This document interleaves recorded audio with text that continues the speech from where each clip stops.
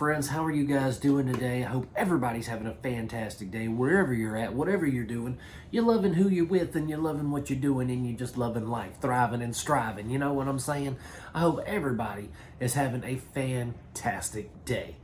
Thanks for stopping in, my friends. Thanks for hanging out with me for just a few minutes and talking about some movies.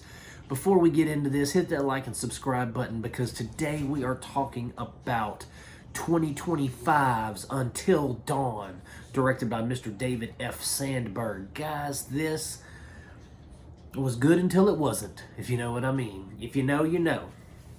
Man, so this is based off of a PlayStation game.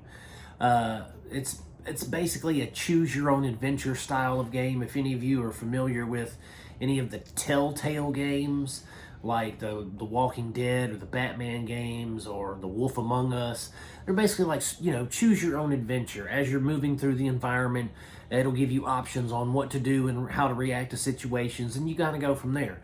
Well, this is more, it's like that in the sense that you choose your adventure. And I'm going to be honest with you, I've never ever played the game, but I looked into it after I realized this was based on a video game, you know, and so I went and looked up what game it was and how you played it and that kind of stuff.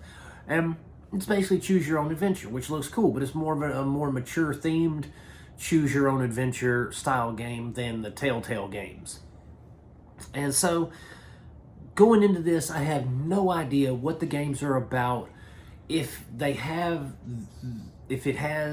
game has this, you know, the same features that are featured in the movie kind of thing. I don't know anything about that going in. I'm blind as a bat as far as knowing anything about the background, backstory, whether this is accurate to the game or anything like that. I'm just going in based off it's a horror movie about being stuck in a time loop. Cool. And that was basically the coolest of all the premises was, okay, they're stuck in a time loop.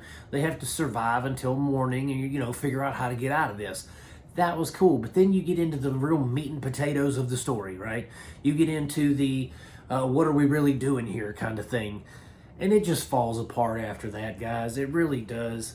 It is one of, you know, it's one of horror movies' oldest and truest tropes, the looking for my missing sibling angle that they do. And so when I'm watching it and I'm like, okay, this is cool. We got Peter Stormare in this, and you know, we all love Peter Stormare. He's great in everything he's in. Best devil on film ever, beside Viggo Mortensen. But this is that's as far as we get with A-list talent. And then we get into, like I said, the generic horror movie trope of, oh, my sibling's missing. I need to go find him with a bunch of my friends who are also a bunch of teenage buttholes. So we get into this. The girls, they go into this time loop. They can't get out.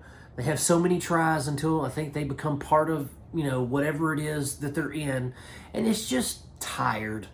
It's just tired. I got so just burn out watching it because there are moments of pure genius as far as like the kills and the special effects and kind of some story beats, but then it just becomes this like mundane, I've seen it 100 times before, only done better those other times.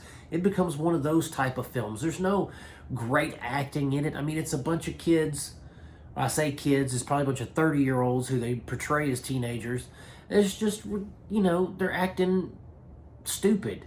And they're doing things that are dumb just for the sake of doing them in the movie.